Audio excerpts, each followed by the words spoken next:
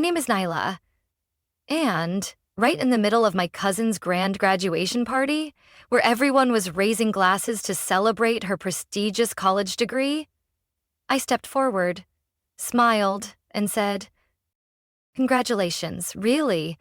As for me, I just finished paying off the house your family's about to lose to foreclosure. I brought the deed with me." No one laughed anymore. The mic dropped. And the girl they all used to dismiss for selling crafts online from the garage suddenly became the shock of the evening. Have you ever been underestimated because of your choices? Have you ever quietly built something in silence until one day you couldn't stay silent anymore? If this story resonates with you, hit like, share your experience in the comments, and don't forget to follow the channel for more stories about family, where love and pain are often woven together. Because after that one flipped moment came a journey no one could have predicted. I used to be the daughter who refused to grow up, in my family's eyes. I lived with my parents in a small town in Michigan. No college, no Ivy League school like my cousin Madison, no bright future to brag about to the neighbors. Instead, I spent my time in my upstairs bedroom, walls still covered in old floral wallpaper from middle school. Floors scattered with acrylic paint and bundles of jute rope.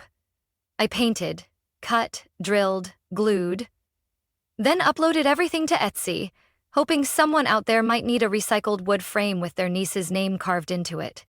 "You're gluing those little toy things again?" my mom would say while cooking, glancing toward the kitchen. "They're not toys," I'd reply calmly. "I'm working on an order for a customer in Ohio." "Oh, a customer from Ohio?" She'd smile, part surprise, part pity. "That's nice. But remember to take Dad's car in for maintenance tomorrow, okay? You've got time." I got used to my words being half heard. Relatives called me the troublemaker, the girl with silver-dyed hair, quirky fashion, and dreams no one understood. Meanwhile, Madison, Aunt Beverly's daughter, was the angel. She studied international relations in Washington, D.C., spoke 3 languages, interned at an embassy, and was a regular feature at dinner conversations. Madison's such a sweetheart. Nothing like when we were young. Yeah. So how's Nyla doing these days? I'm not sure. I think she's still doing those little crafts online.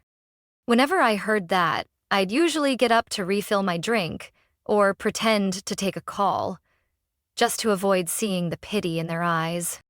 Aunt Beverly was the first to openly compare me. It was on my 26th birthday, a simple evening with a store-bought cake and a few family members over for dinner. I had brought handmade wall hangings as gifts for the kids, each one carved with their names. She looked around, then smiled politely. "Well, very creative, but Madison is currently interning in Geneva. She said the multicultural environment has really helped her grow." My mom nodded along. "She's doing great. She's so grounded, unlike some who do whatever they please." No one said my name, but I knew who they meant. Just like no one ever mentioned how I remodeled my cousin's bedroom with only $200 in materials. No one asked why I stayed up until 2 a.m. packing orders because the post office closed early. They only saw what I didn't have: a degree, an office, or a fancy title to print on party invitations. One time, I happened to pass through the living room while Madison was on FaceTime with Grandma. She had the speaker on, voice full of pride. "Sweetheart, everyone's talking about putting up your photo on the family honor board at the reunion. This is definitely your year." I froze, not because of jealousy, but because of the giggle behind the call. Someone in the room, probably Aunt Beverly, joked, but didn't really joke. "What, should we put up Nyla's photo and write, 'Currently testing glue and rope business model'?" I turned away, my fingers tightening around the measuring ruler I always used to line up every wooden frame perfectly. That night, I worked until sunrise. Not out of anger, but because if I didn't believe in what I'd built with my own hands, who would? Later, I realized silence was my family's favorite weapon. They didn't yell, sabotage, or forbid. They just Withheld recognition, withheld belief, made no effort to understand. They smiled politely, looked away, and forgot I was part of the table too. I once tried telling Mom that a popular influencer shared my jewelry hanger frame on Instagram and my orders tripled. She asked, "Did you hear Madison speaking at the United Nations soon? She was selected to represent her delegation." Yeah, that's amazing. I didn't need the spotlight, but I didn't want to feel invisible, because sometimes being underestimated isn't the worst thing. The worst is when the people closest to you make you believe you're incapable of doing anything meaningful. I'll never forget that evening. The annual family gathering was just always dinner in Aunt Beverly's backyard. Warm lights strung between trees, long tables with white linens, and courses served in sequence. Salad, barbecue, then apple pie. Everything was so well put together, so polished, so proper, and yet so distant. I sat at the far end of the table, near the portable grill, where the crackling charcoal helped drown out the whispering up front. But they didn't let me sit quietly for long. "She's still not gone back to school?" a relative asked in a low voice, loud enough for me to hear. "Nope, still doing that gluing, wall-hanging thing or whatever," someone answered. Aunt Beverly took a sip of wine, glanced at my mom, and tilted her head in that performative, fake, concerned way. "Yes," she began. "I know you care about Nyla, but she's 28 now. It's time she really grew up. Do anything she wants, sure, but take it seriously. You can't keep calling some little online store a career." I lifted my head. My mom looked at me with a strained smile. "Just listen, honey. Beverly's only trying to help." I put down my fork and knife, speaking calmly. "I don't need help. My shop brought in over $2,000 in profit last month, and I have a Canadian partner interested in a new line." "Oh, wow," Aunt Beverly smirked. $2,000. Before or after taxes?" Laughter rippled through the table like a bad reflex. "Possible after death. And I file properly. I have an EIN. Madison, seated beside me, shot me a look, as if trying to decide whether I was even worth debating. I excused myself early that night. As I passed through the back gate, I heard my mom quietly say to Aunt Beverly, "You're right. I should talk to her soon. This can't go on." 2 days later, my dad stood outside my room holding a mug of cold coffee and avoiding eye contact. "Nyla?" He scratched his head. "Your mom and I have talked. We need to reorganize the house a bit. Maybe you could stay with Lena or someone for now, just until things settle." I blinked. "Settle how? I mean, maybe take your future more seriously. We're not forcing anything, it's just maybe a different space would help you focus." "Focus meaning move out?"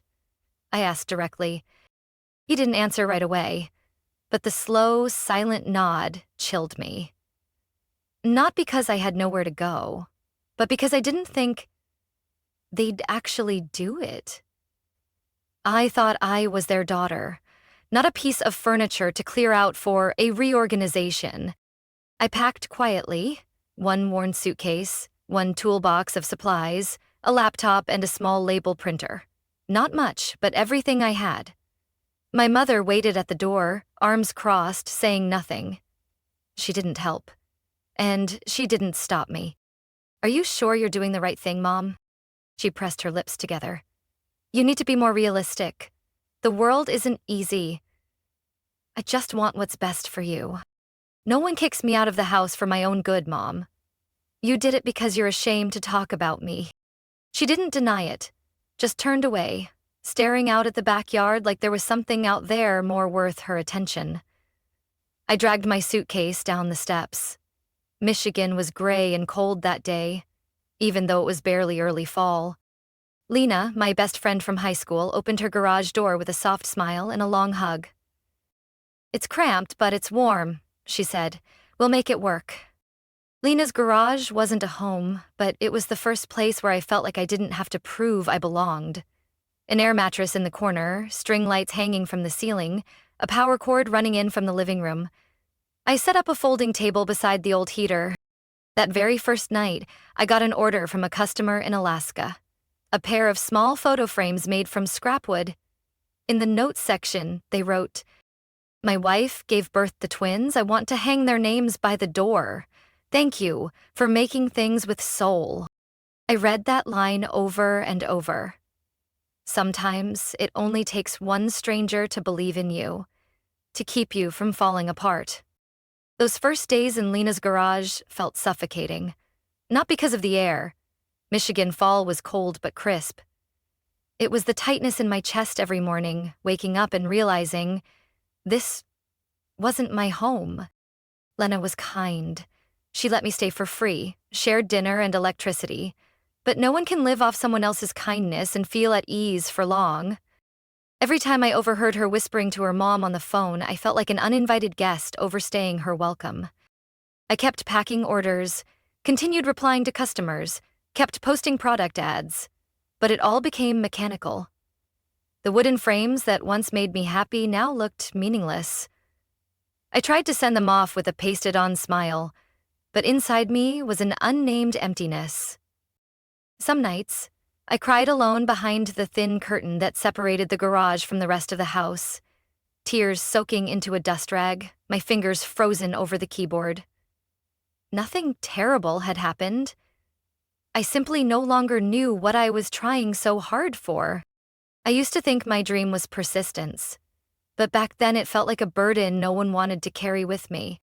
One Tuesday night, while struggling to wrap my last order, a pinewood welcome home door sign, hand-carved, I got a message from an old customer. "Hey, I know you're busy, but I posted an unboxing video of the gift you made. If you have time, please watch." I cried when I opened it. I clicked the link with little energy. The video showed a middle-aged woman sitting on a sofa, warm light all around. Her voice trembled as she opened the brown wrapping paper. My husband passed away a year ago. Every morning, I look at the empty spot where our family photo used to hang. But today, I'm hanging this. She lifted the frame I'd made, the kind with 2 slots. One for a photo of her husband, the other for a message I'd engraved per her request. Still here, still loved. She choked up. My eyes burned. The video was only 2.5 minutes long, but I sat frozen for nearly 30 afterward, tears falling without me realizing. Not out of regret, but because I remembered something I had forgotten. I wasn't making products. I was making memory. I wrapped the love of strangers for their loved ones into something they could hold, hang, and keep. That night, I drew a new logo, simple but enough to warm my own heart. I named it Hollow Home because everyone carries an emptiness inside, and I wanted to fill it with handmade pieces that had a soul. I started over, scrapped Etsy because the platform fees were too high. I learned how to build my own shop on Shopify. It was clumsy at first. It took me nearly 3 days to set up the payment button. But when the first order came through my own site, I nearly screamed with joy in the garage. I wrote each product description from the heart. Not just wooden wall photo frame, but a frame for someone you've lost or someone who's still there in your heart, customizable with your own message. I added a section called The Story Behind the Item to every product. Soon, customers started leaving their own stories in the reviews. A woman who lost her sister to cancer, another navigating a divorce but still wanting to leave a parting gift, and one who couldn't afford much, yet asked if she could still place an order for her mother's memorial. Every line they wrote was like a mirror showing me who I was. Lena was the first one to suggest TikTok. "People making soap from scratch are getting 300,000 views, Nyla. You tell stories well. Give it a shot." I shook my head. "I don't know how to dance or anything." "You don't have to dance," she laughed. "You just have to be." I filmed my first video on an old phone. Bad lighting, fuzzy sound. But I looked into the camera and spoke honestly. I was told by my family that what I do isn't real work, that selling handmade items is childish. But today, I completed 14 orders going to 9 different states, and not one of those people thought I was a joke. That video got 12,000 views in 3 days. Then, a single mom duetted the clip, saying my piece helped her son hang something by his bed to remember his father. Someone in Texas messaged asking to become a reseller. A group of teachers in Ohio ordered 17 frames for their special ed class. I was no longer the failure living in a garage. I was a storyteller. Through wood, rope, and the blurry golden light in a tiny room. And even alone, I started believing in myself again. The garage was still cold. But for the first time in weeks, I felt warmth in my chest. The rising orders didn't matter as much as this. I saw myself in every piece I made. It wasn't for validation. It was to remember. What's built in silence can still echo for years. I don't know the exact moment everything started to change. Maybe it was when my 10th video crossed 100,000 views, with the caption, "From garage to 6 figures, no one believes in you until you don't need them anymore." Or maybe it was when a man left this comment, "I don't know who you are, but your door sign made my wife cry in the bakery." Thank you for reminding us that home isn't brick walls, it's a feeling. I read that on a March night, when it was still cold and one corner of the garage still leaked. And that night, as I packed a large order bound for Florida, my hands were steady. Something they hadn't been in a while. 6 months later, Hollow Home officially had its first employee. Allie, a mother of 2 who used to be a customer. She could pack faster than I could, and always hand-wrote a note in each box. "Thank you for making Nyla's product part of your story." I hired a video editor, then a web designer. I still did most of the handmade work myself, but now had help with packaging, customer service, and even keeping me grounded. I moved from the garage to a small studio on the ground floor of an old building rented month to month. Every time I turned on the lights and looked at the wooden shelves, fabric boxes, and neat coils of rope, I felt like something inside me clicked into place. Then one day, an email from the procurement team at Crescent Living landed in my inbox. "We've been following Hollow Home's growth for the past year and would love to collaborate on an exclusive product line." I read that email 3 times, then 4. Then I broke down crying in the middle of the afternoon, in an office with nothing but a creaking ceiling fan and a printer that had just spit out 48 invoices. In the second year since I left my parents' house, Hollow Home reached over $1 million in revenue. To be exact, $1,242,000.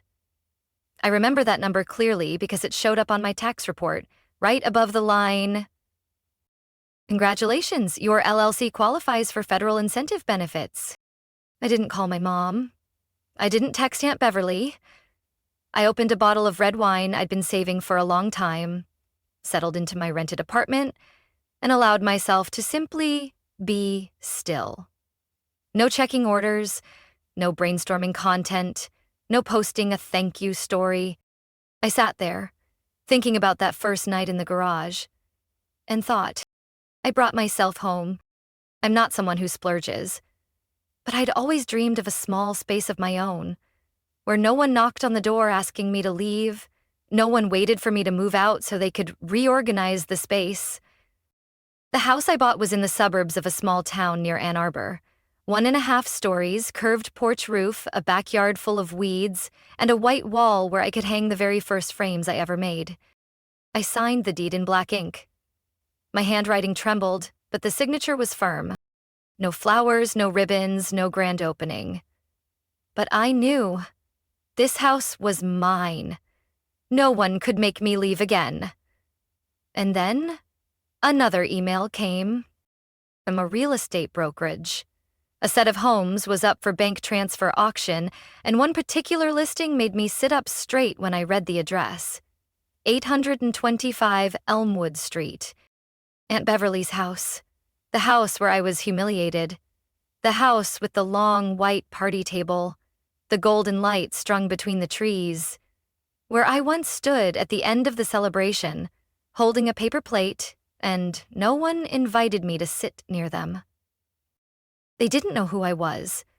That house was part of a foreclosed investment bundle Aunt Beverly and her husband had mortgaged during the pandemic to get into real estate. And lost. I don't know what made me click place bid. Maybe a piece of my younger self wanted to stay without asking permission. Maybe I wanted to close a chapter with my own hand, not with silence. I placed the bid through a third-party agent. Didn't use my real name. I used Hollow Homes LLC to purchase the property. Everything was legal, quiet, and unexpected. 3 weeks later, a FedEx envelope arrived at the studio, stamped in red on the corner. Property transfer confirmation. Inside, the deed to 825 Elmwood Street.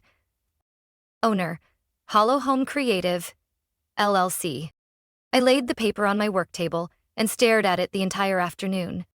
The house that once stood as a symbol of exclusion now belonged to the one they pushed out. I didn't need anyone to welcome me back. This time, I came back as the owner on record. The invitation came by email, sent from Aunt Beverly's address, with a subject line in all caps. Celebrating Madison's graduation family reunion? I opened it while waiting for coffee to brew in the office, my computer screen still open to a new product estimate sheet. The message was short. We're hosting a small celebration, okay, maybe a bit bigger, for Madison finishing her program in DC. Hope you can arrive an hour early to help coordinate the parking lot. You're so good at logistics. I paused at the phrase good at logistics. Not because it was wrong. I had coordinated dozens of nationwide shipments and managed inventory across 3 warehouses. But when that phrase was used to imply standing on the lawn and waving cars into place, it became absurdly twisted. I didn't reply right away. I forwarded the email to Lena with a tilted smiley face. She messaged back 3 minutes later. If you go, please wear a red blazer and a name tag that says, Head of Logistics for me. I laughed, but still felt that familiar tightness in my chest. I arrived 45 minutes early, driving a light gray SUV I'd registered 2 months earlier. As soon as I pulled in, a woman in a baseball cap walked over holding a parking diagram. Oh good, you must be Nyla, right? Beverly said you'd be in charge of zones A3 through D2. Here, put on this safety vest.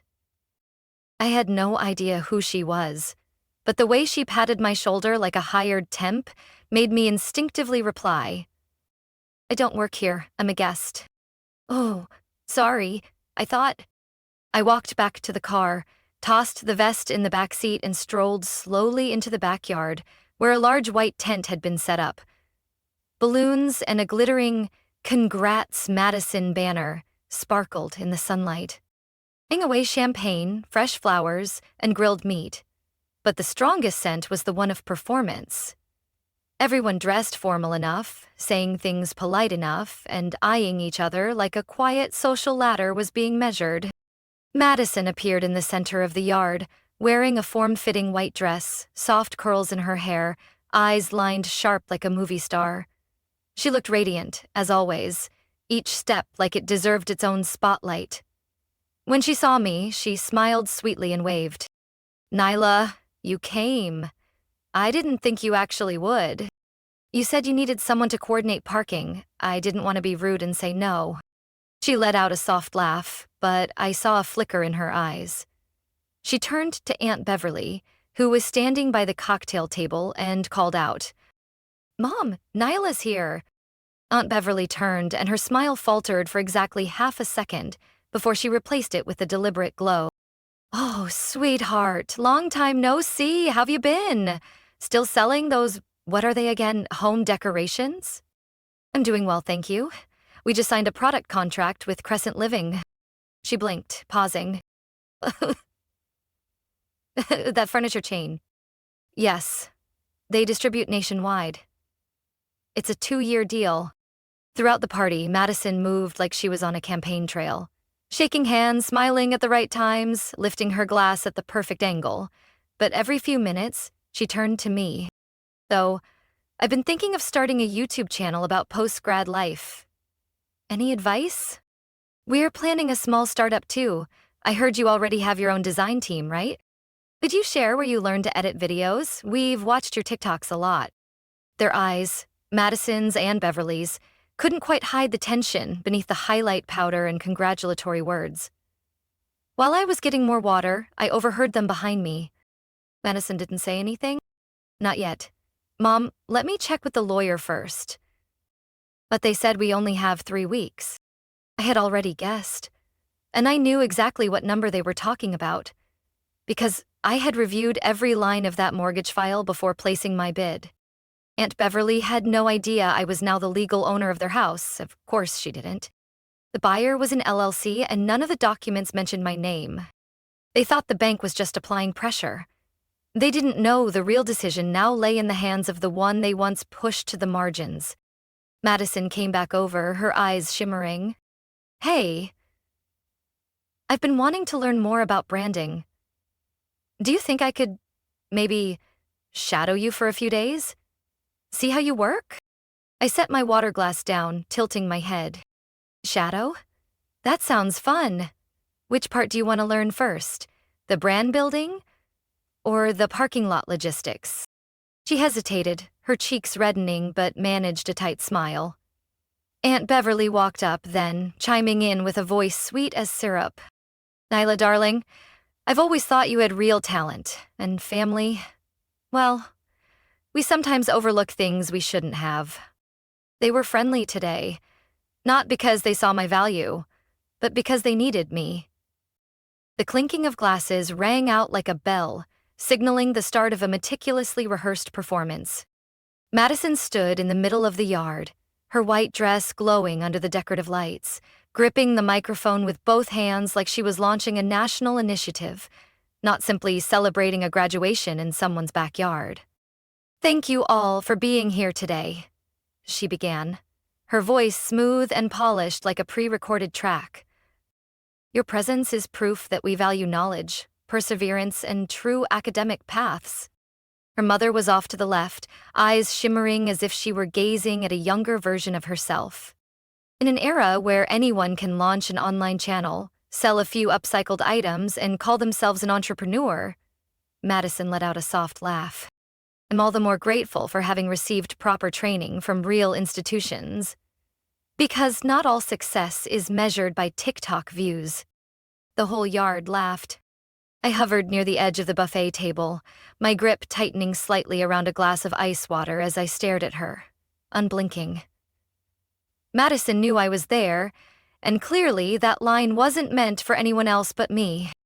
Something inside me, like a latch, had come undone. But instead of exploding, I felt an odd calm. She closed her speech with, I believe true success comes from pursuing knowledge, not online sales. And I'm proud to stand here, in the home my family built over the past 20 years, to thank you all. That's when I stepped forward. There was no rush, no force. I placed my glass down and walked directly toward the small stage, pieced together from stacked plywood boards, where Madison had stepped off to scattered applause. Madison, I said, my voice not loud but steady. May I have just a minute? She turned, her eyes pausing slightly when she saw me stepping up. People looked on, curious. I picked up the microphone she had set down. Thank you for your speech. Very sharp, I said, then turned toward the crowd. And since you brought up this house, I'd like to clarify something. The energy shifted. I pulled a slim folder from my purse. Certified copies of the property deed, the transfer agreement, and proof of final payment. I turned to Aunt Beverly. Auntie, I said, this might come as a surprise, but I think it's best to be transparent today. I held the papers out in front of her. These are the legal documents confirming that the current owner of 825 Elmwood Street is Hollow Home Creative LLC, a company I legally operate and own. Aunt Beverly didn't reach for the papers. She looked at them like they were an eviction notice. Madison remained still, lips parted like she was about to protest, but nothing came out. I continued. This house was transferred by the bank after the mortgage defaulted, You and Uncle Robert may not have known who bought it through the closed auction, but today, right now, everyone knows. A breeze passed under the tent canopy, rustling the decorative ribbons gently. No one moved. I'm not saying this to humiliate anyone. I looked directly at Madison, my gaze steady. But when you say success doesn't come from online orders, I think you deserve to know. Those orders paid off the debt your family couldn't cover, and gave me the keys to the very house you're standing in. Madison took half a step back. Somewhere, a fork clattered to the floor. I set the microphone back on the table, folded the documents quietly, and walked away. There was no applause, but I felt their eyes. Those same eyes that once looked at me as an outsider, now following every step I took, trying to understand what had just happened. I felt light, as if I'd finally laid down something I'd been carrying for my entire youth. I got home just after 10 p.m. Same SUV, same quiet road leading to the little house I bought with every sleepless night spent packing orders. I took off my shoes, poured a glass of cold water, and sank into the armchair in the living room. The silence that night wasn't cold. It felt like I was listening to the heartbeat of a piece of my past that had just been removed from me. The phone started vibrating not long after. The first call came from a familiar number, Aunt Beverly. I stared at the screen but didn't pick up. Let it ring once, twice, 3 times. On the 4th call, I answered. Her voice didn't sound like someone who used to criticize. It was cracked, trembling, like someone who had just been swept into a storm they never saw coming. Nyla, I don't even know what to say. I was wrong. I truly was. Could you maybe give me and Uncle Robert a few more months, just to figure things out? I didn't know it had come to this. I held the silence for a few more seconds, then said, "Do you know how I've lived these past few years?" On the other end, just sobbing. I opened my laptop, pulled up the file family_expenses section 00. A spreadsheet I'd kept for 3 years, not to demand repayment, but to remind myself how much I'd tried to be kind to people who never saw it. Sometimes I felt just sitting in a hostel. I sent that file to her via email, along with a short message. Auntie, this is everything I gave. Not in money, but in trust and patience. I don't want revenge. I only want to be seen as someone who mattered. Madison's message came the next morning. No emojis, no gifs, just a paragraph. Clearer and more sincere than anything she'd ever said to me before. I'm sorry for what I said that day. I didn't realize how quickly things could shift. I was scared. I graduated and I don't have a stable job yet. Everyone I know already has offers and I don't. I panicked. And I took that fear out on you, badly. I don't have an excuse, only an apology. I understand if you're not ready to forgive me, but I truly am sorry. I looked at the phone, then set it down. I brewed a cup of hot tea. The scent of mint filled the little kitchen. And for the first time in weeks, I took a deep breath. Not everyone who apologizes is sincere. But not everyone sincere has the courage to apologize. And with Madison, I wasn't sure which one was more true. I brought my laptop to the dining table and reopened Aunt Beverly's email. Beneath the spreadsheet I'd sent, she had replied. I read every line. I didn't realize you remembered all of it. Every gift, every time you helped. I can't undo what happened. But if I may, I'd like to start again from gratitude, not from pride. At the bottom, she asked if she could call again. When you're ready. There was no pressure, no blame, only one final line to close the message. If you'll allow it, even without a house, I'd still like to keep a little bit of family. After all these years, I could finally feel them starting to listen. It took a week to think. My connection to that house wasn't emotional.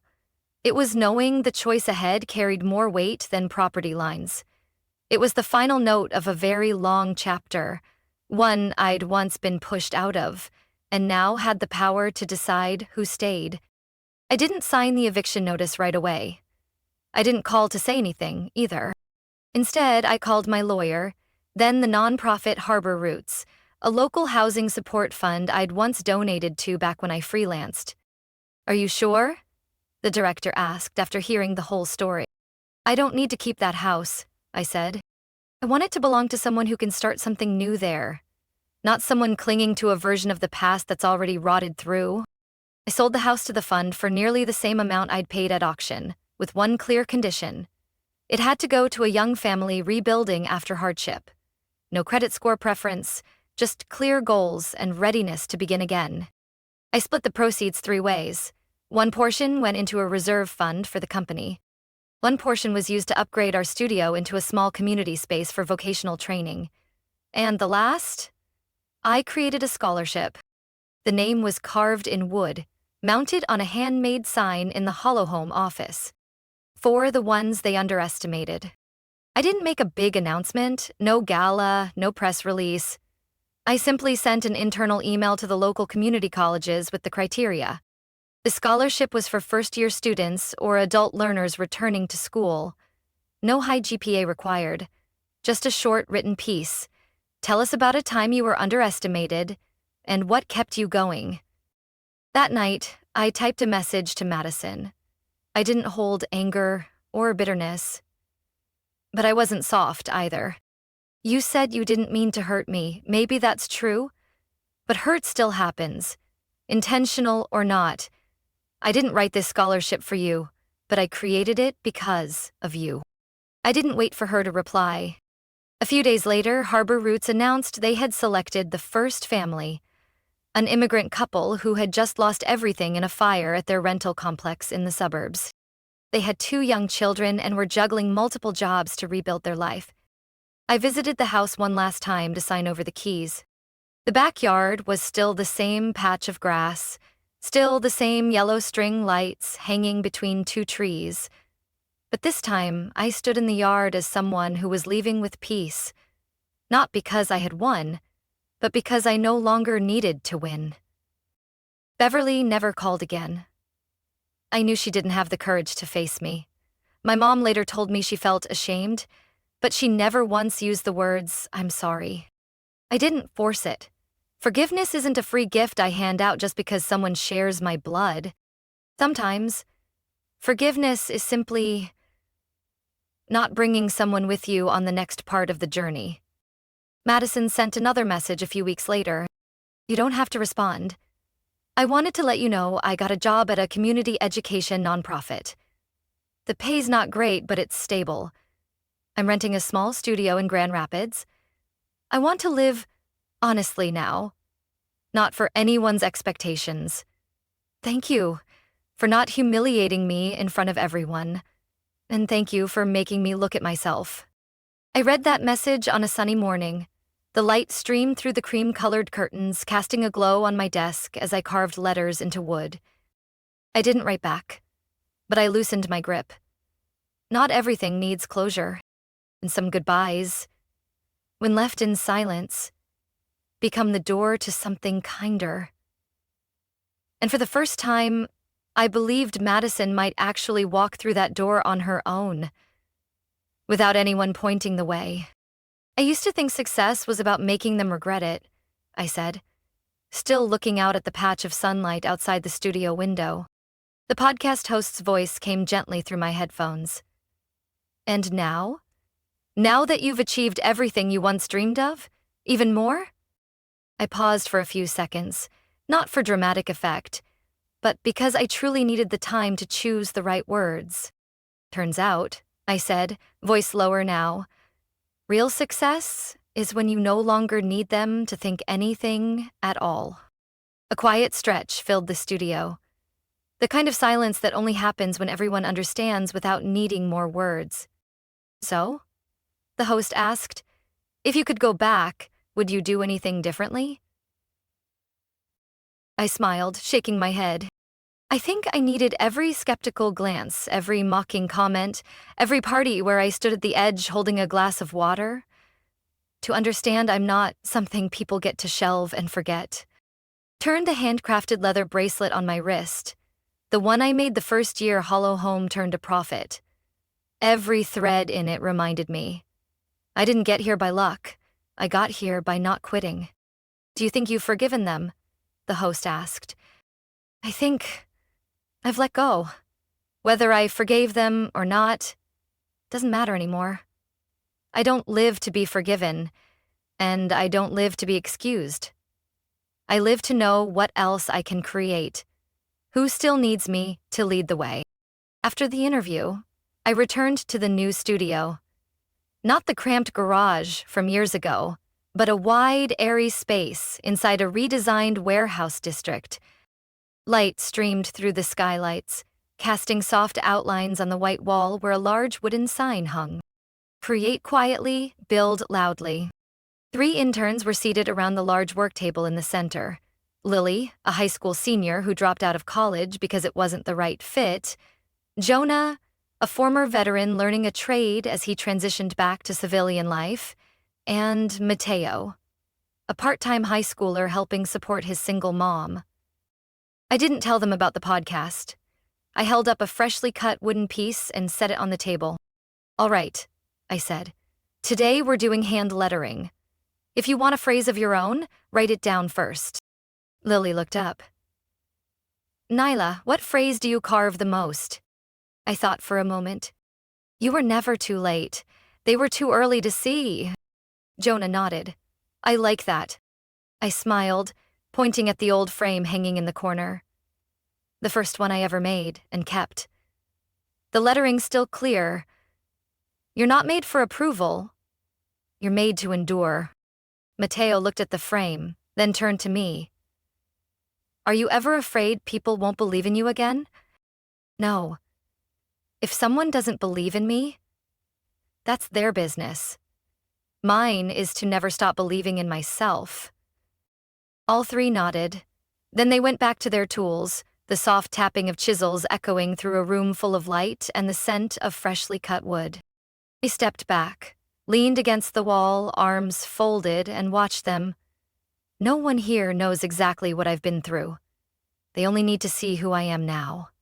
A woman who doesn't live for recognition, but lives to keep creating something meaningful for herself and for anyone who's ever been underestimated enough to believe they weren't worth anything at all. What do you think of my journey? Have you ever been dismissed just because you didn't follow the path others had planned for you? Have you ever stayed silent just to keep the peace, until one day you realized you don't need anyone's permission to be yourself? I'm not sharing this story to prove I was right. I'm sharing it because I know there are many like me, pushed away from their own family table simply for choosing a different path. If you've ever been there, I hope you'll leave a comment below. Not to complain, but so that someone out there fighting quietly knows they're not alone. And if you love stories about family, pride, standing up and rebuilding life on your own terms, hit follow and continue this journey with me. Because sometimes, the things most overlooked are the ones that change everything. Don't you think?